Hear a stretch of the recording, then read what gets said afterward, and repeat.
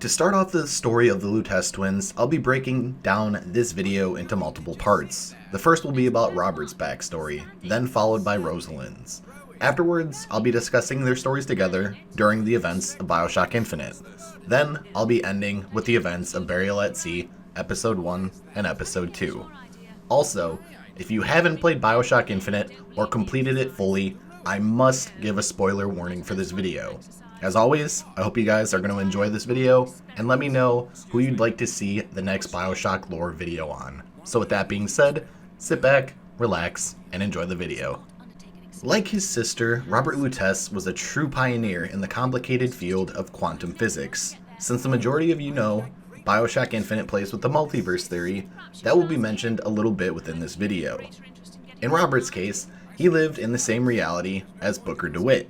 Later on, he came into contact with Rosalind Lutece, which was his female counterpart from another reality, and considered his quote-unquote sister. This was after she discovered a way to engineer tears in her reality and across multiple other universes. Both decided to open a tear between their two realities so that they could meet each other. Eventually, later on, they began working for Zachary Comstock by developing the technology to aid Columbia's development. However, due to their use of their advanced technology, they caused Comstock's body to deteriorate and for him to become sterile. A voxophone located in the Lutece Twins lab goes into more detail of this situation. Comstock seems to have been made sterile by simple exposure to our contraption. A theory.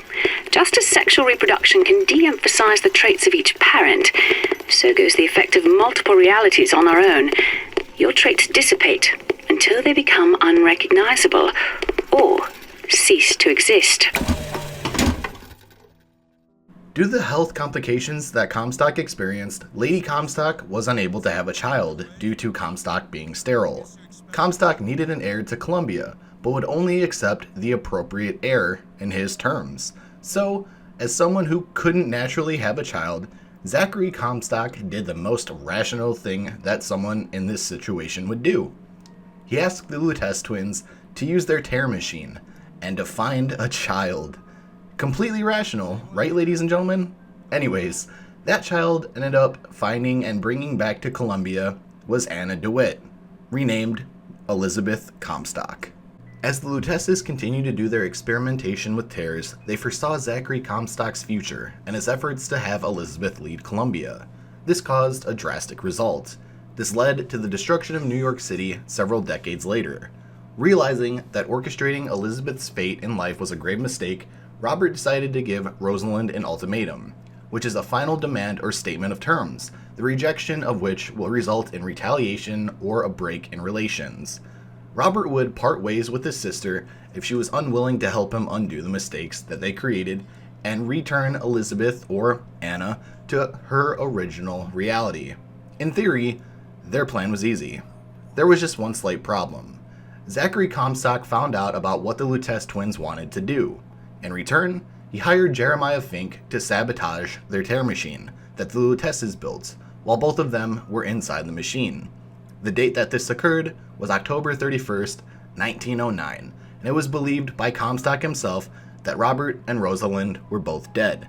The true reality, however, was that they now existed across all of space and time, which gave them the option to appear whenever and wherever they pleased. Rosalind was content with this outcome. She was able to be with her brother. However, Robert wasn't satisfied with their unresolved plans of fixing their mistakes that they committed to Elizabeth. Their current circumstances made this plan more difficult than they originally thought. Now, instead of disrupting one reality, they had a chance to disrupt multiple realities further if they were to directly interfere. So with all of this, Robert thought of one final plan. They needed to bring Booker DeWitt to Comstock's reality to rescue his daughter. Hence, bring us the girl and wipe away the debt. During Rosalind's younger years, she was always curious about the multiverse theory and wanted to become a physicist. After many years of experiments with atoms, she discovered a way to suspend atoms in midair indefinitely. The colleagues that she associated herself with wanted to call this quantum levitation. However, Rosalind herself decided to call it the Lutece field. This made her think of multiple possibilities, such as suspending larger objects, which could include a city, Columbia. After her discovery, she met a man by the name of Zachary Hale Comstock, who took an immense interest in Rosalind's work. With Comstock's financial backing, Rosalind continued her research into the Lutece field. In return, Comstock wanted help in constructing the floating city of Columbia. Doing her continued tests and experiments with the Lutece field, she first encountered her male counterpart, or her brother, Robert. By manipulating a pair of quantum-entangled atoms, both Rosalind and Robert were able to communicate across space-time barriers through the use of Morse code. While reporting her discovery to Comstock, he directed her to find out how to obtain access to these alternate realities, which he believed to be windows in his quote-unquote foreseen prophecy. After receiving directions, both Rosalind and Robert collaborated to make a technology that would allow them to enter into other realities. This invention was called tears. As the Luteces continued their work, Comstock took more and more interest within the tears and the Lutece machine. The more Comstock was involved with the Lutece's tears and entering different realities, the worse his overall health became. He started to rapidly age and caused him to become sterile, thus not being able to bear children with Lady Comstock. In his mind, the only way that Columbia would prosper and move forward without him was to ask the Luteces for advice for an heir to his throne. Their solution was to essentially kidnap a baby and raise her to be Comstock's daughter. This baby, as you all know, and as I mentioned earlier, turned out to be Anna DeWitt, or Elizabeth, who arrived into Columbia's reality on October 8th, 1893. As Elizabeth grew older, she realized that she had the ability to open tears whenever she wanted. It was Rosalind who had a theory that due to Elizabeth's pinky being cut off and left in her old reality, that somehow the tear and Elizabeth coexisted together. Eventually, both Rosalind and Robert discovered that due to Elizabeth's powers, she would fulfill Comstock's prophecy. This prophecy would lead to New York being ultimately destroyed in 1893, which is the vision or dream that Booker has at the beginning, or towards the beginning, of BioShock Infinite. With this discovery, Robert wished to undo their mistake and decided to issue Rosalind an ultimatum, as I mentioned earlier. Either join him in returning Elizabeth to her original reality, or he would completely part ways with her and never communicate with her again. With Rosalind not wanting to distance herself and remove Robert from her life, she chose to side with him, although she didn't believe the chances of success were very likely. By what would seem like a miracle, Comstock learned of the Luteces' plan and ordered Jeremiah Fink to sabotage the machine that the Luteces used to access their tears. After rigging the Lutece machine, the twins were in quotes killed on October 31st, 1909. However, what Comstock didn't realize was that the Lutece twins weren't actually killed. Instead, they obtained the ability to appear wherever and whenever they wanted across time and space. While Rosalind, as I mentioned, was completely satisfied with how this turned out, Robert wasn't too keen on that idea. He wanted to finish their original goal of returning Elizabeth to Booker. So with that objective in mind, the Lutece twins went forward with their plan and went to find Booker DeWitt. Now before we jump into the events of BioShock Infinite, I think I need to preface this by saying that they didn't have much on screen time during the events of BioShock Infinite. I know it's unfortunate, they're two amazing characters and I wish they would have gotten more screen time. However, their parts during BioShock Infinite are very crucial to the story. So keep that in mind. As we go through the events of BioShock Infinite, there's not too much. However, the information that I'm going to be sharing with you, which the majority of you I'm sure know if you've played it, you know how important it is to the actual buildup of the story. So just wanted to preface that, and with that being said, let's jump into the events of BioShock Infinite. At the start of BioShock Infinite, after the Lutece twins successfully find Booker, they row him to a lighthouse. They give him a box of useful items, such as a pistol, a code card for the bells on top of the lighthouse, and pictures of the girl that he's supposed to be retrieving. They told Booker that his debts would be wiped away from gambling if he were to retrieve the girl, or Elizabeth, from Columbia. After Booker arrives in Columbia, Comstock is aware of his presence due to the Columbia raffle and fair, and obviously with Comstock being Booker DeWitt himself. I've already covered that. If you guys want to check out that video, you can click the card at the top right-hand corner of the screen. While at the raffle, however, just before entering, Rosalind sends him a telegram stating to not pick the number 77 for his entry into the raffle. But with Booker being Booker, that's the lucky number he chose. Comstock, who I mentioned knew of Booker's presence, tried stopping Booker at all costs. Even with everything Comstock threw at him, the Lutece Twins still helped and guided Booker throughout Columbia and the events of BioShock Infinite.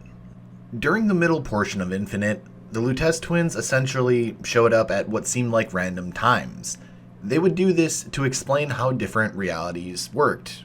For example, while looking for Chen-Lin and finding his dead body, explaining that he's both alive and dead in different realities.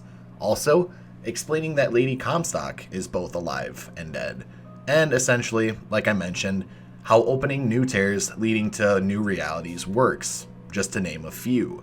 Essentially, they're there to guide Elizabeth and Booker through the right tears at the right points in time to actually carry out their initial goal.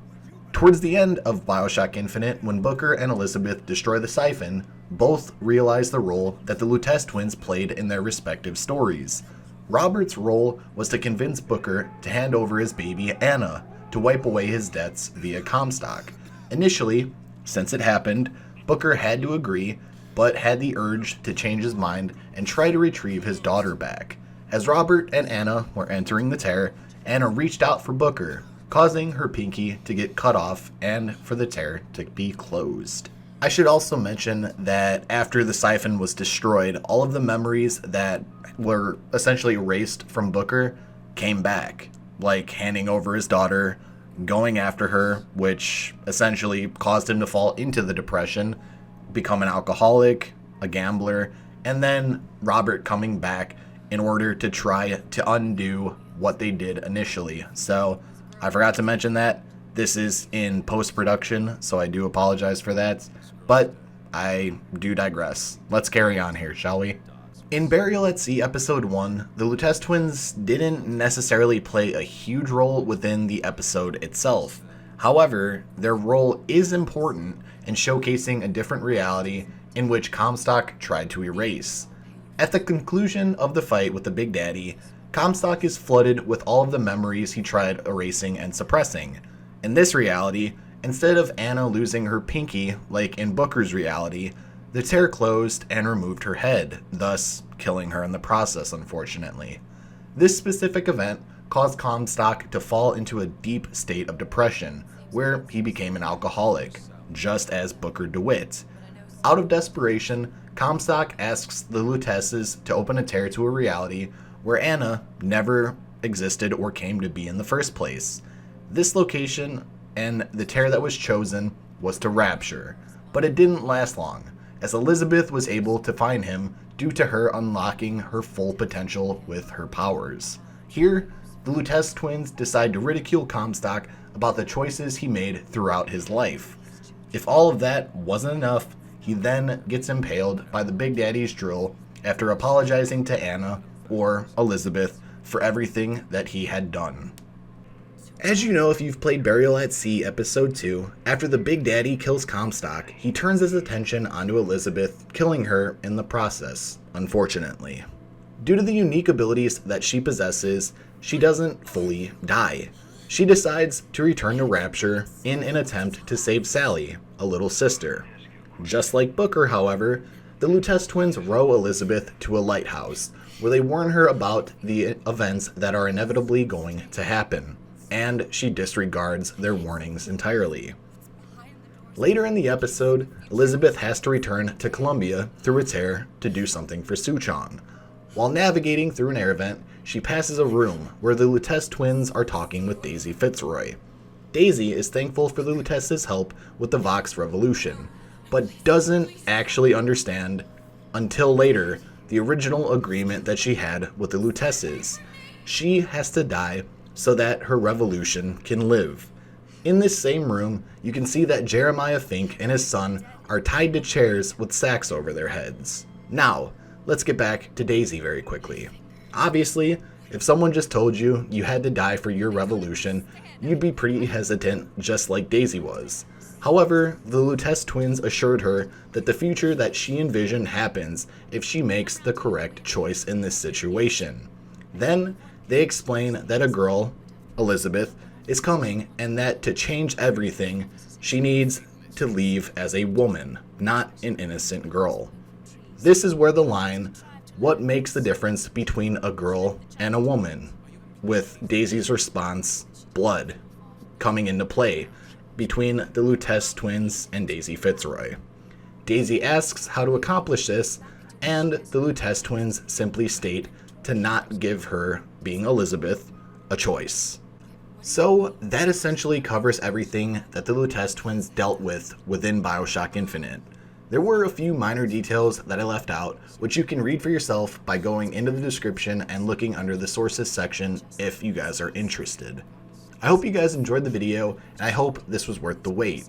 I do apologize for the episode taking so long, however. I just wanted to make sure that the script was to my liking, and I hope it was to your liking as well. Be sure to let me know who you want me to cover in the next BioShock lore video by leaving a comment in the comment section, DMing me on Twitter or Instagram, which links to both are down in the description and I would highly recommend following them, or by taking the poll on the community post after this video. If you'd like to check out another episode of my BioShock lore series, you can do so by clicking the video on screen now, or you can check out another video which should be appearing next to it.